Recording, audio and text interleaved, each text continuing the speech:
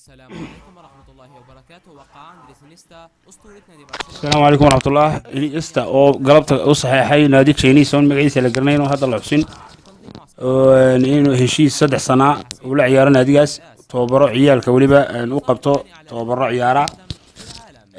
waxaanu noqon doonaa ciyaartooyga ugu qaalisan Lionel Messi kii labaad buu noqon doonaa ayuu ku xigi doonaa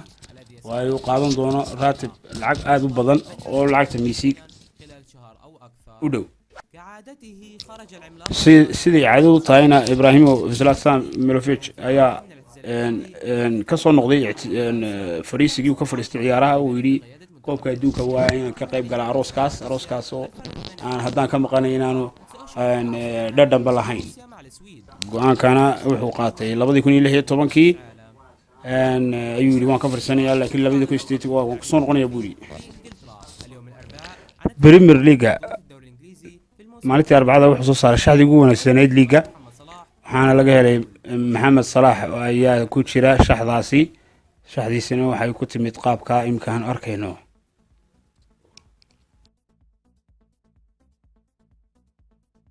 وإلى ريال مدريد حيث imkaan u kacno geesta Real Madrid زيدان oo Zinedine Zidane ba shir saxaafadeed qabtay markaas si degdega ciyaartii ka hor Atletico Madrid iyo Atletico Bilbao عن بيل waxaanu ka hadlay Bale iyo Karim Benzema wax margoon iyo labadooda aan jirin labadooda si fiican bay tartanada u qaadanayaan وتسجيل المزيد oo من ay الأهداف. kordhiyeen goolashoodii سجل 9 waa run Benzema 9 gool buu dhaliyay Benzema laakiin wax mushkila oo ama problema oo dhex taagan ma jiro إنه يتوجب عليه التسجيل إلا wuu أنه يعلم wuu garanayaa laakiin shaqadiisa iyo hawlaha sugaya على iyo تسجيل الأهداف. dhawaan goolashu تحدث galin عن doona فقدان بايرن ميونخ wuxuu kale ka hadlay Arturo Vidal dhaawac ka gaaray uu ka xumaaday قائلا نأسف laakiin waxba bedeli maayo ciyaartaasi waayo waxay haystaan ciyaartooy wanaagsan biishka u fadhiya Bayern Munich نعم أنا كذلك waana ku faraxsanahay aniguna inaan haysto naadiga ugu weyn adduunka Real Madrid مع هذا waana ku faraxsanahay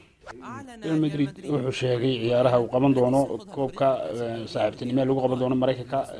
2018 في أمريكا xagaaga wuxuu la kulmi doonaa Manchester United wuxuu la kulmi doonaa Juventus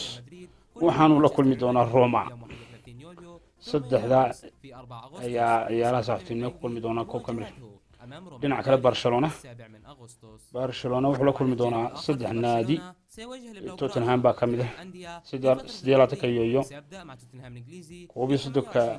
waxaanu la kulmayaa Roma 14 Augustusna wuxuu la kulmayaa AC Milan تابعوا مع هذا الخبر Sergio Roberto tolo ma ka fariisan doona ciyaartaas iyo waxa lagu haystaa iyo maya kadib markuu kaarkii cas qaatay Celta Vigo ciyaartii ay wada marayeen laakiin waa uu ka ciyaarayaa ay marka wax la xisaabiyay foul aan adkayn saadaladeed ba uu ciyaarta dambe midun buu fadhiyay laakiin Divotiero la koran ciyaarta la kulankaas uu soo gal doona imkana Messi iyo Yaramini oo hadal kala dhex maray ciyaarta dhexdood kadib markuu ka faa'iideysan waayay fursadda si fiican Yaramina برشلونة يوم أمس uu ku canaatay Lionel Messi فقدت عدسة الكاميرات uu ka xumaaday marka في إحدى الكرات Lionel Messi oo sawirka imka aad arkaysaan waa qaabku uu canaananayo waa wajigiisina waa ka